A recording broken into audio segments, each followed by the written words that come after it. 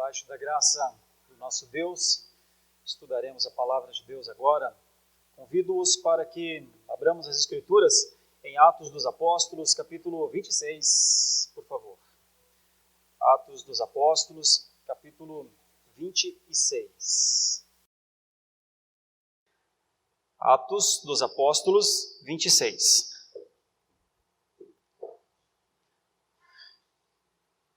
Nosso objetivo nessa noite é falar sobre o seguinte tema: a diferença bíblica entre religiosidade e remissão.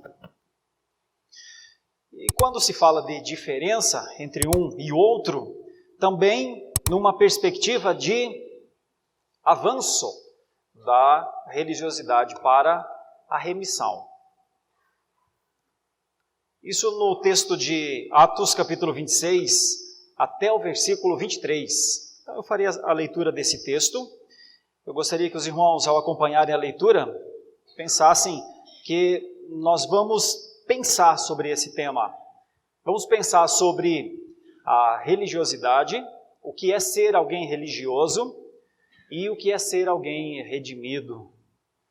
E, ao final, vamos tentar aplicar, porque veremos aqui que enquanto Paulo viveu a sua religiosidade, ele mantinha-se com os princípios fariseus, e ele era um fariseu, ele disse, eu fui, e também foi um perseguidor da igreja.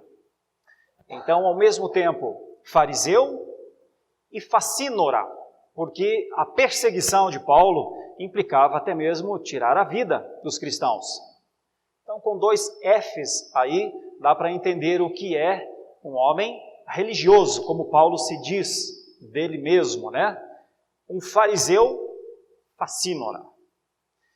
E vamos perceber também que a partir do momento que ele diz, mas houve uma remissão, tem uma marca na minha vida, tem um divisor de águas na minha vida, é quando ele começa a considerar-se um redimido. E então nós veremos três coisas. Nós veremos a conversão, nós veremos o comissionamento e o compromisso. São três Cs. Fácil de pegar mnemonicamente. Vamos ler o texto? Começa no versículo 1. A seguir, Agripa, dirigindo-se a Paulo, disse... É importante eu falar uma coisa rápida aqui, porque Paulo está entre julgamentos. Está difícil a vida de Paulo.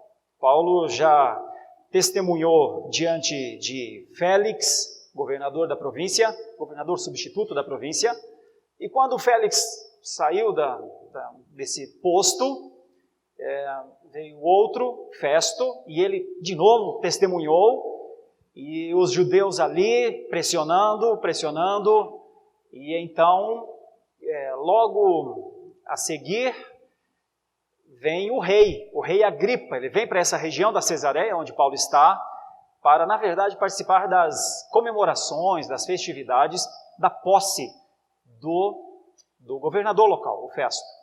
E é nesse momento que Festo diz, Agripa, eu estou com um problema aqui. Tem um homem preso aqui, mas eu não estou achando crime nele. Ele apelou para César. Mas como é que eu vou mandar esse homem sem uma acusação, pelo menos?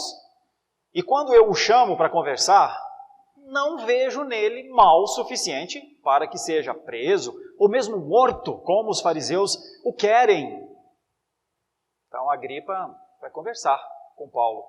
E é por isso que está aqui. A seguir, Agripa, dirigindo-se a Paulo, disse, é permitido que uses da palavra em tua defesa. Então, Paulo, estendendo a mão, passou a defender-se nestes termos. Agora é Paulo falando. Tenho-me por feliz, ó rei Agripa, pelo privilégio de hoje, na tua presença, poder produzir a minha defesa de todas as acusações feitas contra mim pelos judeus. Mormente, porque és versado em todos os costumes e questões que há entre os judeus, por isso eu te peço que me ouças com paciência. Começa a contar o seu testemunho pessoal de ação. Quanto à minha vida, desde a mocidade, como decorreu desde o princípio entre o meu povo e em Jerusalém, todos os judeus a conhecem. pois na verdade eu era conhecido deles desde o princípio, se assim o quiserem testemunhar, porque vivi fariseu, conforme a seita mais severa da nossa religião. É daqui que eu estou extraindo o conceito de que Paulo até aqui está vivendo como um religioso. Ele diz dele mesmo, até aqui eu vivi severamente sob a seita dos fariseus como um religioso. E agora estou sendo julgado por causa da esperança da promessa que por Deus foi feita a nossos pais, a qual as nossas 12 tribos, servindo a Deus fervorosamente de noite e de dia, almejam alcançar. É no tocante a esta esperança, ó rei, que eu sou acusado pelos judeus. Por que se julga incrível entre vós que Deus ressuscite os mortos? Na verdade, a mim me parecia que muitas coisas devia eu praticar contra o nome de Jesus, o Nazareno. E assim procedia em Jerusalém. Havendo eu recebido autorização dos principais sacerdotes, encerrei muitos dos santos nas prisões. E contra estes dava o meu voto quando os matavam.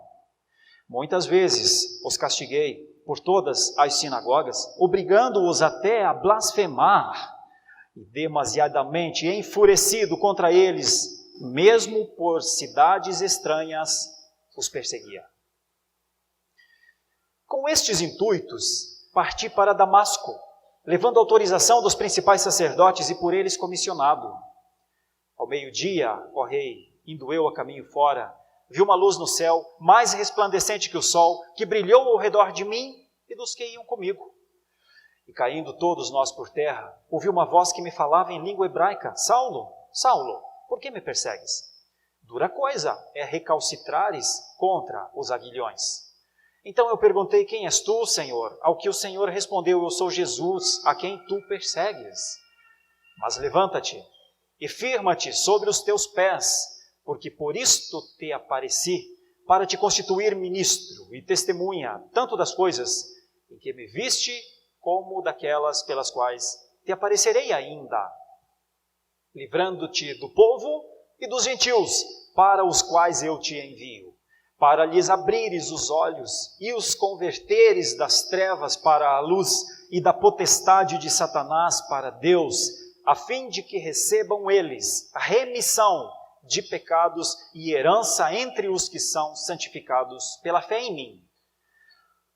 Pelo que, ó rei Agripa, não fui desobediente à visão celestial, mas anunciei primeiramente aos de Damasco e em Jerusalém, por toda a região da Judéia, e aos gentios que se arrependessem e se convertessem a Deus, praticando obras dignas de arrependimento. Por causa disto, alguns judeus me prenderam, estando eu no templo, e tentaram matar-me. Mas alcançando o socorro de Deus, permaneço até o dia de hoje, dando testemunho, tanto a pequenos como a grandes, nada dizendo, senão o que o profeta e Moisés disseram haver de acontecer. Isto é, que o Cristo devia padecer, e sendo o primeiro da ressurreição dos mortos, anunciaria a luz ao povo e aos gentios. Senhor, nós oramos para que o Teu Espírito ilumine o nosso entendimento. Nossos olhos físicos mortais não conseguem compreender a profundidade dessa palavra se o Teu Espírito não clarear na nossa mente. Aperfeiçoa-nos espiritualmente na leitura da Tua palavra e no entendimento dela. Em nome de Jesus. Amém.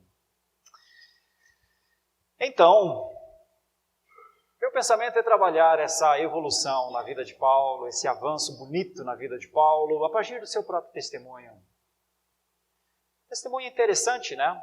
Testemunho que fala de duas partes da sua vida.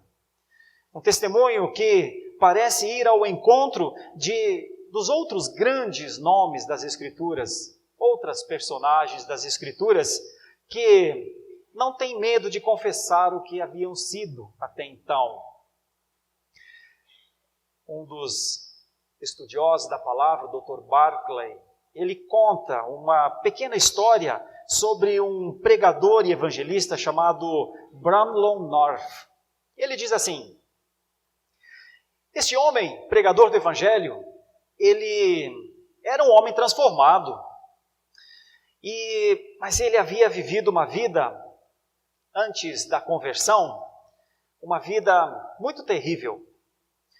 E uma vez, exatamente um instante antes de subir ao púlpito para pregar em uma igreja na cidade de Aberdeen, ele recebeu uma carta. E essa carta dizia, o seu remetente dizia: olha, eu tenho evidências de um fato degradante contra o Senhor. Que o Senhor cometeu antes de se converter. Hoje o Senhor é um pregador do Evangelho, mas a sua história não é das melhores. E o autor se propunha, inclusive, a contar o pecado daquele pregador a toda a sua congregação. Ameaçou, inclusive, vir num dia em que ele estava pregando para se levantar e falar dos pecados deste pregador. O pregador leu a carta, subiu ao púlpito com a carta e ele leu a carta para a congregação. Relatou-lhes o que havia feito e depois lhes disse que a acusação era totalmente verdadeira, mas que Cristo o havia transformado e que também podia fazer o mesmo com eles. Usou a evidência de sua vergonha para a glória de Cristo.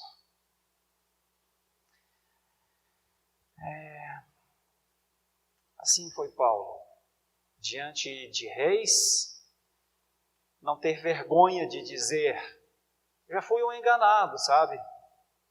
Já fui enfurecido, como diz dos versículos 2 ao versículo 8, severo, fazia parte da seita mais severa da religião judaica, os fariseus. Os fariseus eram conhecidos pelas coisas que falavam. Jesus repreendeu muito os fariseus, como dizendo: poxa, como vocês falam bem sobre como devem ser as coisas, que pena que vocês não são o que vocês dizem e querem que as outras pessoas sejam. Essa era a característica do farisaísmo combatido por Jesus. Por fora, vocês parecem redimidos, mas é só vocês abrirem a boca para saber que não. Uma vez eu e minha família estávamos de viagem e nós paramos em frente a um hotelzinho, todo bonito pelo lado de fora, mas quando entramos, não deu para ficar no hotel. Embora o Serginho ficou muito triste, quando nós fomos saindo daquele hotel terrível para se ficar, e o Serginho disse: mas pai, como é que vai ficar o dono do hotel? Ele vai ficar triste, vendo-nos sair. Entrou no carro chorando, mas não deu para ficar. Por fora era lindo, bonito, aprazível. Vamos ficar nesse hotel? Quando eu cheguei na secretaria, ali naquele local de recepção, ainda era bonito. Tanto é que eu levei todo mundo para dentro do hotel. Mas quando chegou no quarto, não deu para ficar naquele hotel tão barato. Barato. Mas nem sempre o preço compensa. Então saímos para a tristeza do Serginho. O que acontece? Qual é a diferença entre a aparência e o ser? Onde é que nós encontramos a diferença entre o que se demonstra ser e o que se é de verdade? Eu vou pensar aqui nessas ideias do religioso e do redimido, dizendo assim: a rigor, quando se olha de longe, todos são redimidos. Você descobre a diferença entre religioso e redimido quando você chega perto, quando você olha bem, ou quando você convive, quando você caminha de lado com alguém, é ali que a gente percebe. Sim, percebe sim. E Paulo é um destes, então. Quando ele vai falar dele diante do rei, não economiza em falar o que ele é. Agora, Paulo pontua que mesmo enganado, que mesmo vivendo dentro do farisaísmo, achava que estava fazendo o certo. Tanto é que ele se torna verdadeiramente um facínora. A expressão facínora, ela tem relação com crime, é um criminoso. E olha, ninguém precisava acusar Paulo disso. Ele disse, deixa eu lhe contar um pouco sobre como foi a minha vida. E a minha vida foi essa. Os meus alvos eram os cristãos. Chama de santos aqui. E ele diz, o que eu fazia era perseguir o nome de Jesus, perseguir a Jesus, perseguir o Nazareno. Por isso eu procedi desta maneira e dava o meu voto, inclusive, para matá-los. Por causa dos conselhos, possivelmente ele fazia parte de algum conselho de análise de leis, né? na cidade onde ele estava, enquanto estudioso que era das leis, porque cresceu aos pés de Gamaliel, todas essas coisas. Então, se alguém perguntasse, em meio a uma condenação, mata ou solta? Ele dizia, é cristão? Confessa o Nazareno? Meu voto é mata. Aliás, os Césares normalmente usavam, para libertar a pessoa da morte, o polegar para cima. Quando virava o polegar para baixo, fim da vida. Assim é esse homem então. Ele diz que lhe parecia que tinha de fazer isso. Então ele é literalmente um sinceramente enganado. Ele é sincero, mas está errado na sua sinceridade. De forma que a sinceridade sem o discernimento não tem nenhum valor diante de Deus. E é nesse sentido que ele diz a última coisa que eu falo dele aqui nessa parte. Ele diz, eu castigava-os. E fazia aos cristãos, talvez uma das coisas mais terríveis para um cristão, blasfemar.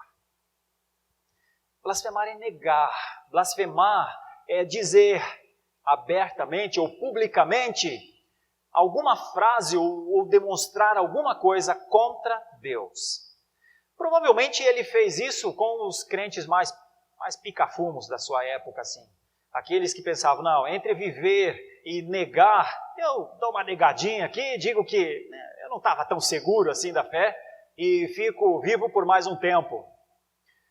Mas é possível que eles não ficavam vivos por muito mais tempo, porque o alvo deste homem era, por sua fúria, perseguir.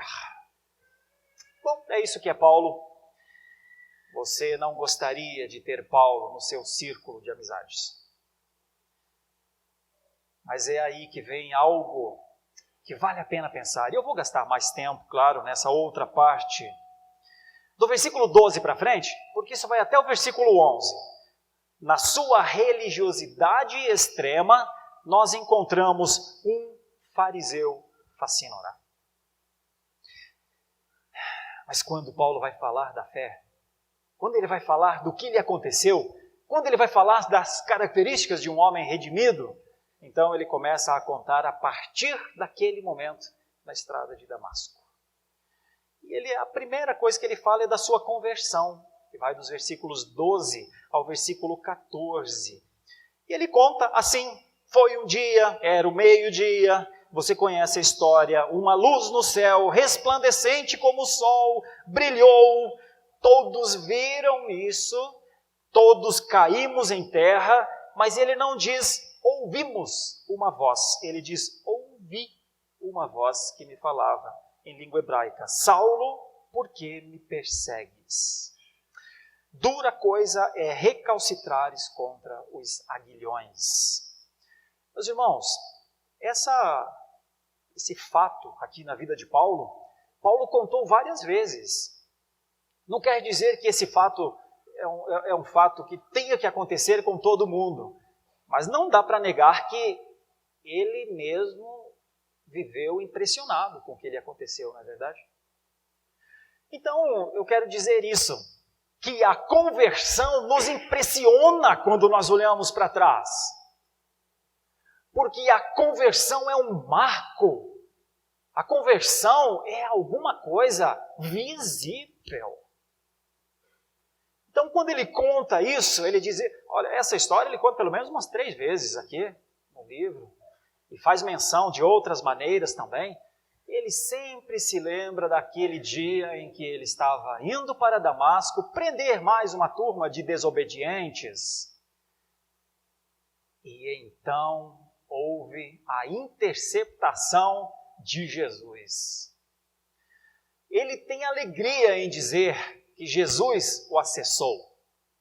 Ele tem alegria em dizer que o acesso de Jesus à sua vida era para que ele não continuasse a recalcitrar contra os aguilhões, para que ele não continuasse a cometer algo que um dia traria consequências à sua vida. Mais uma vez ele reforça: foi ele que me chamou, foi ele que gerou em mim o estado de susto, foi ele que mudou meus pensamentos, foi ele que fez a pergunta: tu vai continuar mesmo nesse caminho? É isso mesmo? Você vai continuar na tua religiosidade, Saulo? Você está seguro da tua religiosidade? Você acha que ela é suficiente?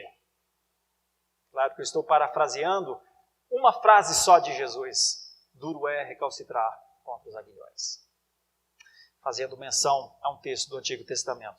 Pois bem, é a partir daí que Saulo pergunta, e nós começamos então a perceber outra coisa.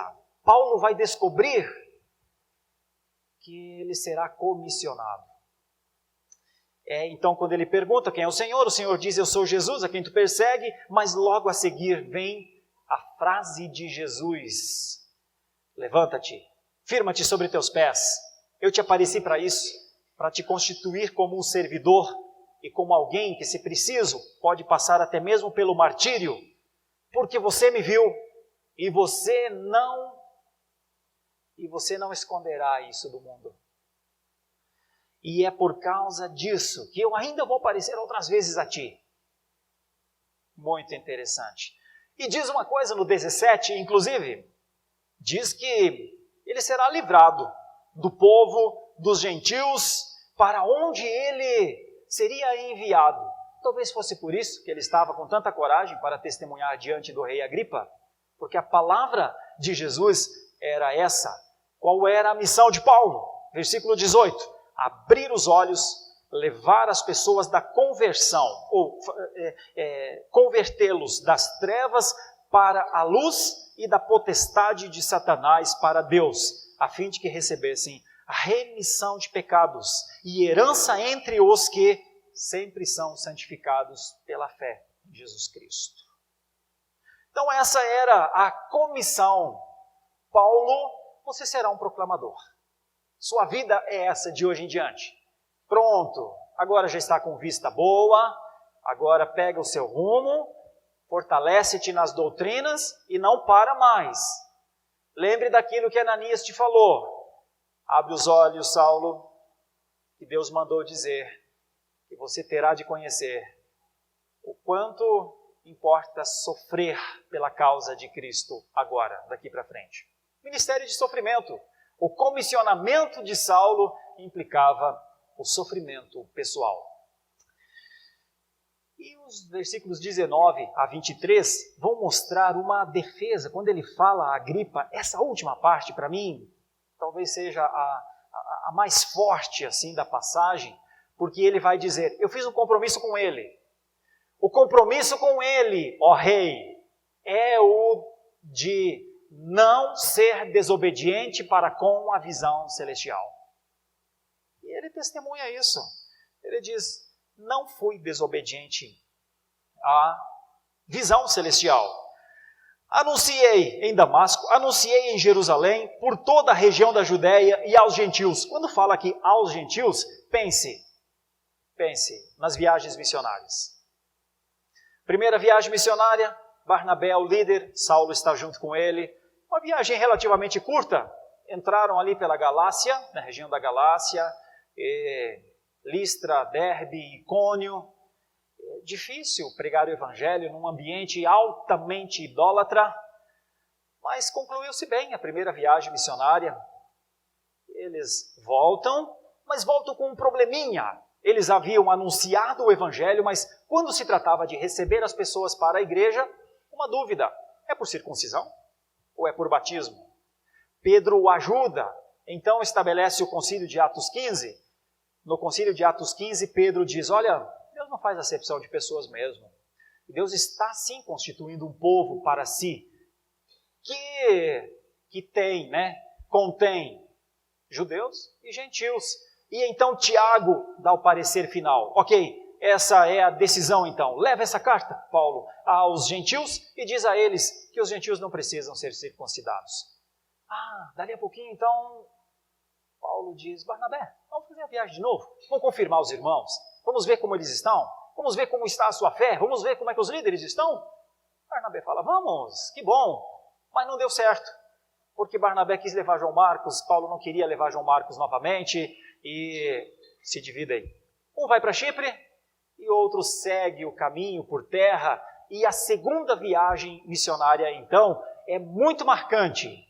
Paulo está na direção dos gentios. A expressão aos gentios está aqui na passagem 2 vezes, de uma maneira bonita. E nessa segunda viagem missionária, então, Paulo, depois de andar pela região da Galácia, para em Troade. O varão macedônico lhe aparece à noite e diz: vem a Macedônia, atravessa o mar, vem a Macedônia e ajuda-nos. Sabe o que tinha lá naquela região da Macedônia?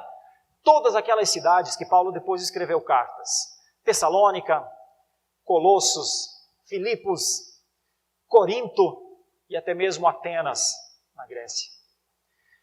E ele vai. É a segunda viagem missionária de Paulo. Barnabé não está com ele. Quem está agora é Silas e também Timóteo. E certamente Paulo então tem uma viagem grande, a segunda viagem missionária. Volta para Jerusalém, fica um tempo, faz a terceira viagem missionária. É isso que ele está querendo dizer aqui aos gentios. E então, quando ele faz a terceira viagem missionária, já não é só o anunciador da palavra, já é aquele que as pessoas já haviam cultivado seu ódio, sua raiva. Por isso a terceira viagem missionária também foi difícil. Mas ele continuou também e concluiu a terceira viagem missionária. A quarta viagem é uma ida a Roma. Ele havia pedido: me mandem a César. Então ele está testemunhando, antes de ir a Roma, ele está testemunhando aqui ao rei Agripa o que era esse compromisso com os gentios. Por que é que ele estava comprometido com esse trabalho? Diz no versículo 20, então: e aos gentios que se arrependessem e se convertessem a Deus, praticando obras dignas de arrependimento. E aí ele diz: olha, foi fazendo isso que eu fui encontrado pelos fariseus e as acusações começaram contra mim. Então esse era o compromisso de Paulo, mas veja o testemunho que ele dá quando ele diz que mesmo quando eles tentaram matá-lo, no versículo 22, ele testemunha: mas eu obtive o socorro de Deus. O socorro de Deus. Por isso eu permaneço até o dia de hoje, rei. Por isso eu ainda estou vivo para testemunhar, rei, tanto a pequenos, como ele fez em muitos lugares, como a grandes, como era exatamente o momento em que ele estava diante do rei Agripa.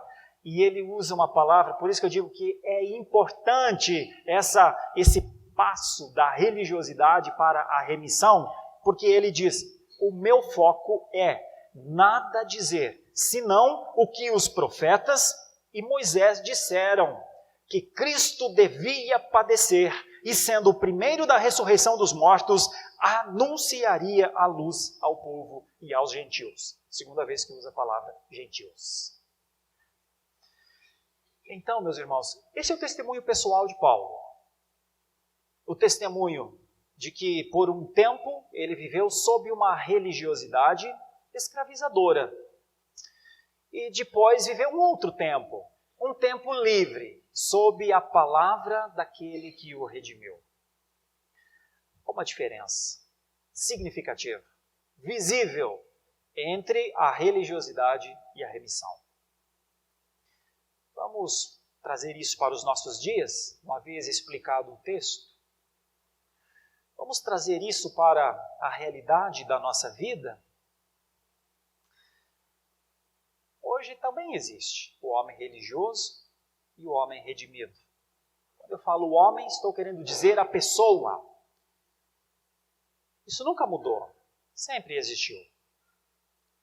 Enquanto existir mundo físico, esse contexto que nós estamos aqui vivendo, sempre existirá. Mas eu quero falar um pouco sobre esse homem religioso. Será que você conhece algum homem religioso? Alguma mulher religiosa? Uma pessoa religiosa? Deixa eu lhe falar um pouco sobre as características para lhe ajudar. Estou aplicando a mensagem para que isso possa ser útil à sua vida. O ser religioso, a pessoa religiosa, normalmente é uma pessoa que aparenta ser uma pessoa de bem. Mas você não pode errar com ela. Você não pode fazer nada com ela que seja alguma coisa reprovável aos seus olhos, porque é muito possível que apareça toda a sua fúria. As pessoas religiosas, elas normalmente elas avaliam muito bem as outras.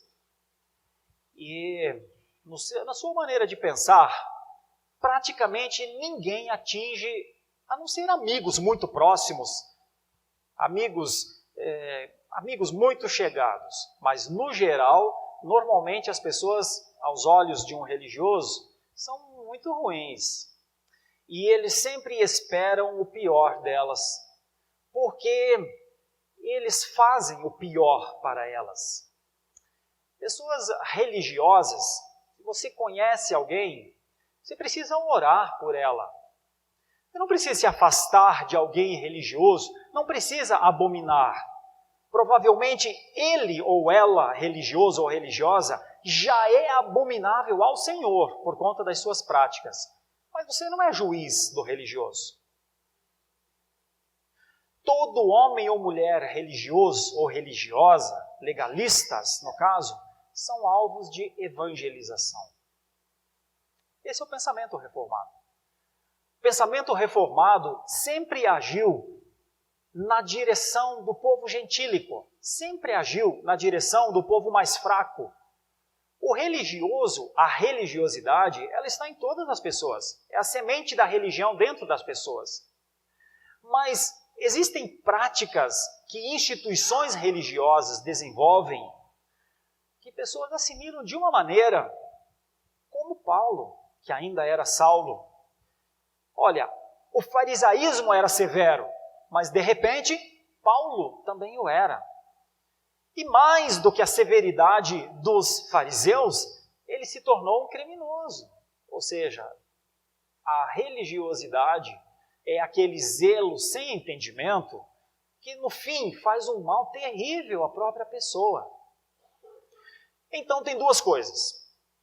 Se você conhece alguém assim, não o odeie, mas te preocupe com ele ou com ela. Não erre diante dele ou dela, porque quando isso acontecer, você conhecerá quem é o religioso ou a religiosa. Não se engane, a religiosidade é uma aparência de piedade. A religiosidade é uma demonstração externa de piedade. Quando se olha de longe, não se vê religiosidade. Mas quando se caminha perto, se ouve o som da voz, se vê como as pessoas digitam, quando se vê como elas pensam, então você consegue, se você quiser, se for alvo, se você entender que pessoas assim podem ser pessoas alvos de evangelização, vale a pena pensar. Veja, eu estou falando pela terceira vez. Nossa função não é nem denegrir, nem apontar, mas discernir. Os cristãos não precisam viver enganados. Os cristãos podem fazer a leitura adequada do que está acontecendo ao seu redor. Quando eles fazem o diagnóstico mais apropriado, eles têm condições de agir com maior assertividade. A religiosidade é uma coisa extremamente negativa. A religiosidade não produz vida. A religiosidade produz cansaço, opressão, faz com que pessoas vivam o tempo inteiro fora das suas condições naturais de vida, normalmente fazendo pelos outros. Normalmente esperando a aprovação dos outros. Toda pessoa muito religiosa normalmente espera muito apreciação dos outros. E quando não vem, esse também é um motivo para a sua fúria aparecer, os seus juízos. Você já deve ter percebido a dificuldade de uma vida de aparências. Vamos pensar no outro lado? Se o religioso é isso, normalmente alguém difícil de lidar, normalmente alguém que o seu desequilíbrio aparece logo, normalmente alguém que você não pode dizer alguma coisa que vá contra as suas expectativas, o redimido não é assim. Sabe por quê? Como o reverendo Gabriel leu aqui no Salmo 1, porque o religioso ainda é um ímpio. Embora possa falar no nome de Deus, embora possa dizer que pertence a Deus, mas se suas ações não forem um reflexo da fé genuína no Senhor Jesus Cristo, ele nunca dará a segunda face para o outro. Ele nunca caminhará uma segunda milha com quem precisa. E também não lhe peçam a capa. É dele? Ora, cada um arrume a sua capa. Não é muito difícil encontrar religiosos. Mas tem o outro lado. Tem gente que não é assim. É isso que ele diz. Tudo isso eu fui. Tudo isso eu fui. Mas não sou mais. Porque o que aconteceu com ele foi a conversão. Todo religioso precisa passar pela conversão, pelo autodestronamento, precisa passar pela humilhação, precisa passar por sentir o gosto da humilhação, precisa passar pelas dores que passa alguém que vive com as marcas de Cristo, pregando ou vivendo ou testemunhando o Evangelho e sendo perseguido por isso, e sendo atacado por isso.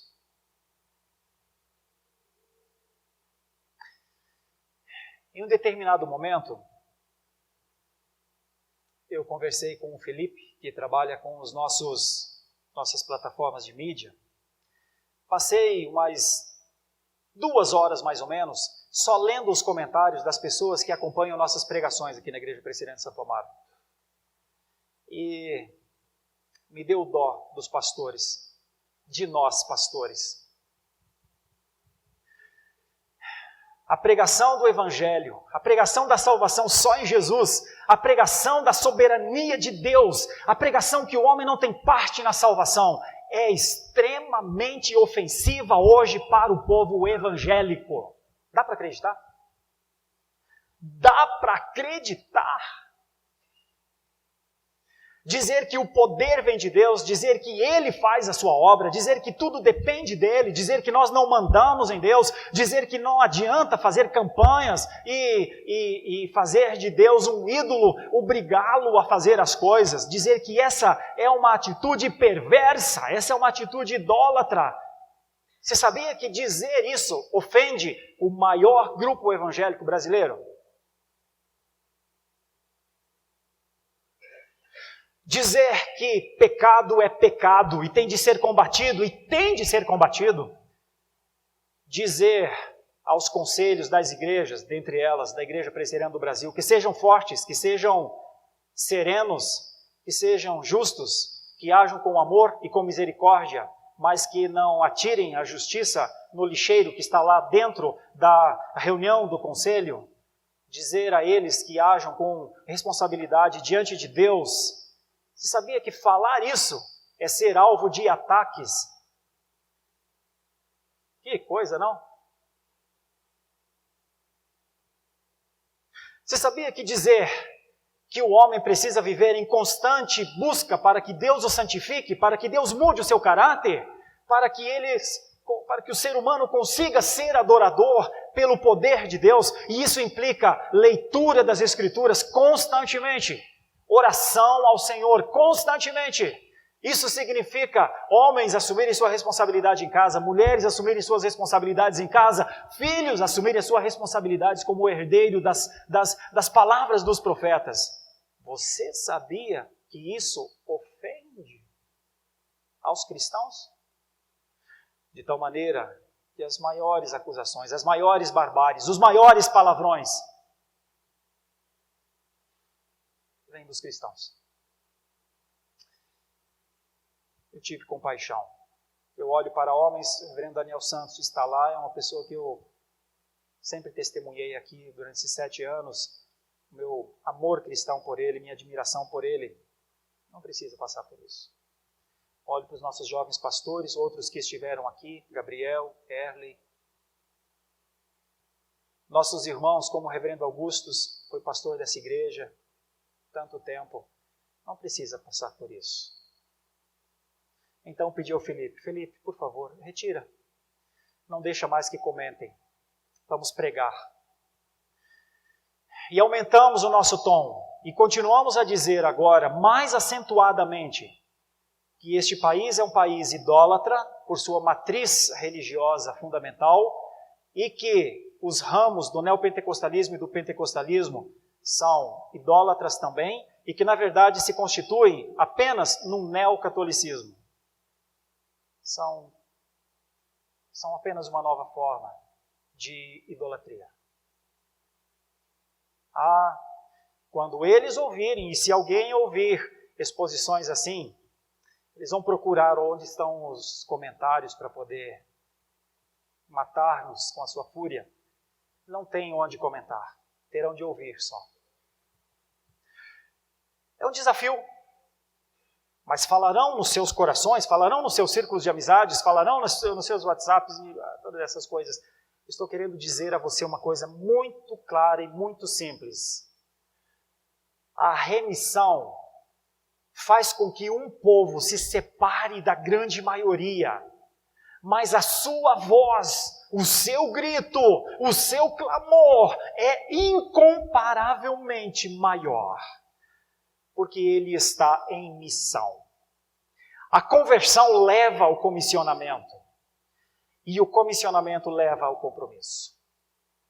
Uma vez convertido, aparecem os dons, os talentos, aparece a bondade, a generosidade, o amor, a fraternidade, o perdão, a disposição para contribuir para um bem-estar melhor dentro de casa.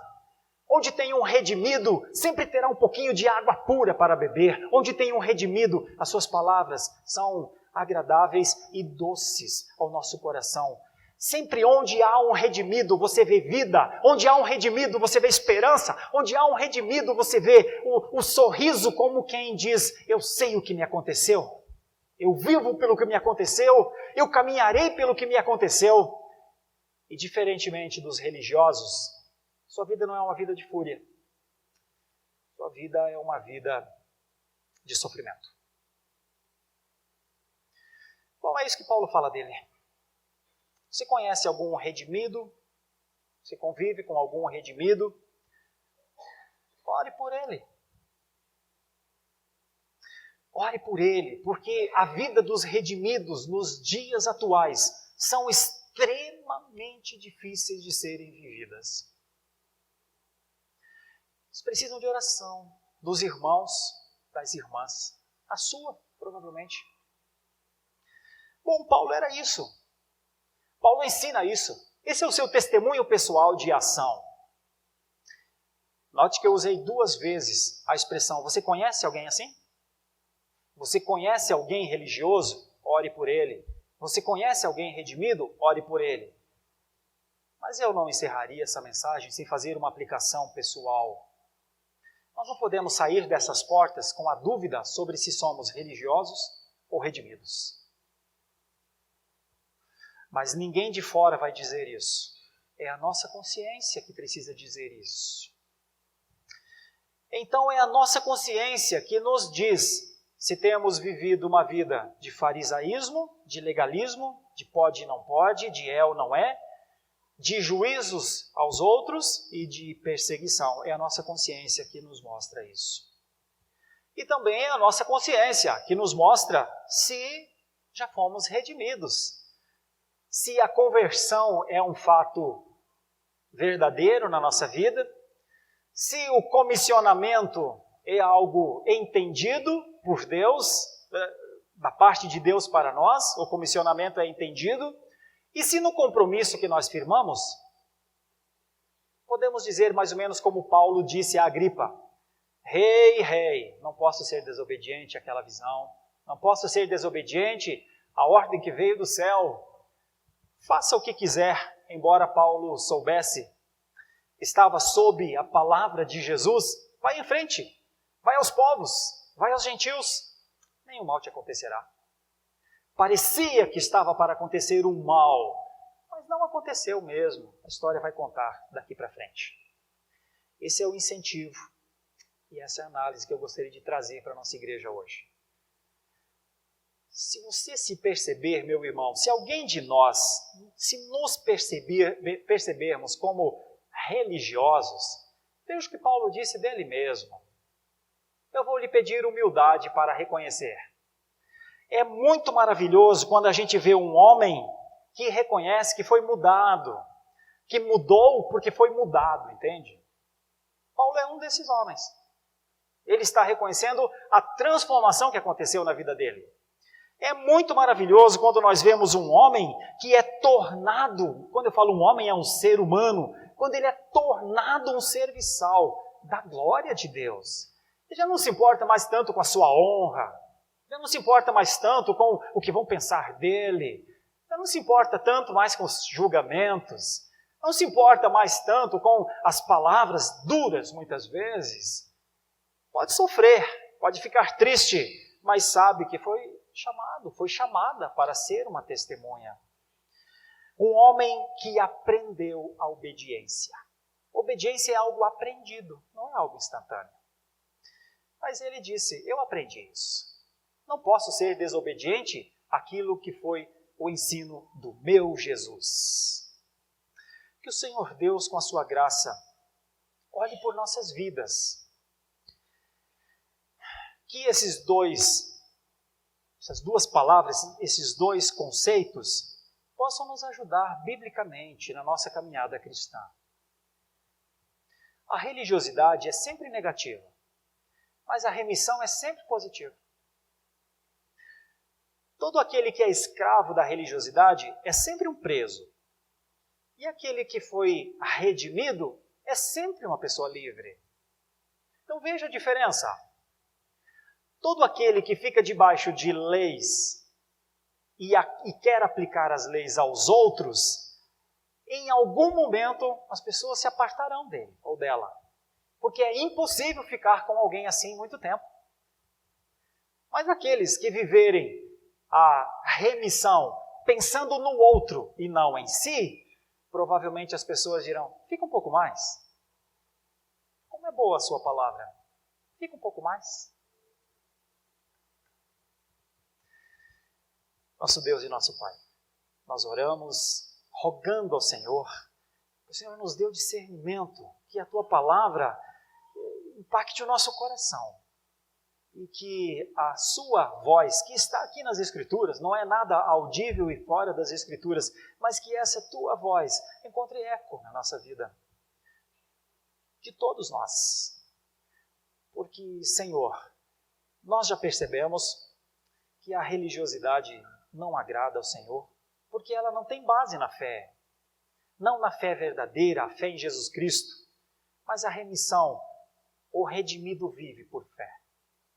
Então, enquanto um vive por obras, outro vive por fé. Abençoa-nos, Senhor, com a Tua graça. Perdoa-nos. Perdoa os nossos pecados.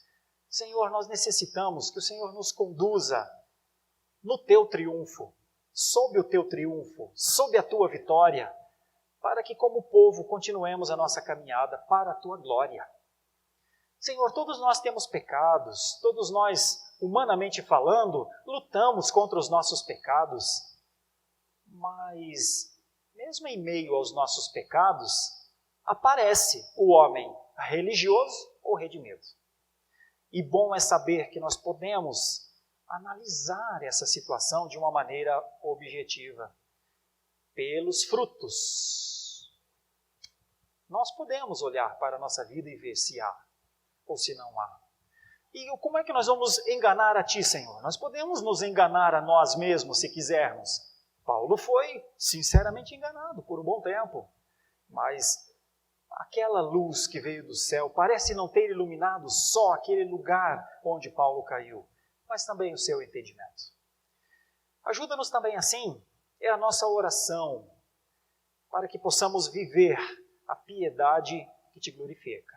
É a nossa oração, em nome de Jesus. Amém e amém.